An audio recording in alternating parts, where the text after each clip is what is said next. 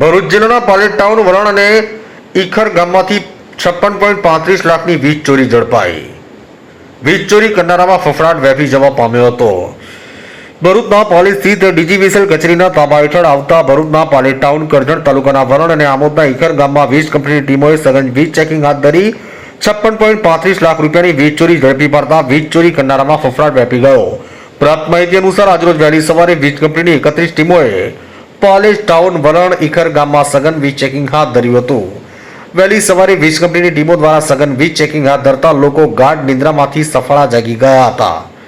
વીજ કંપનીની ટીમોએ પોલીસ બંદોબસ્ત સાથે પોલીસ ટાઉન સહિત વલણ અને ઈખર ગામમાં વીજ ચેકિંગ હાથ ધર્યું અને 3 ગામમાં 1477 જોડાણો ચેક કરતા 55 જોડણીમાં વીજ ગેરરીતિ તેમજ 7 જોડાણોમાં શંકાસ્પદ કેસ સામે આવ્યા હતા।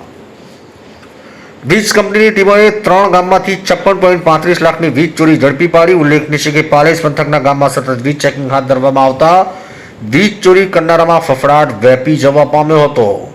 માજથી મોહસિન કારાનો રિપોર્ટ।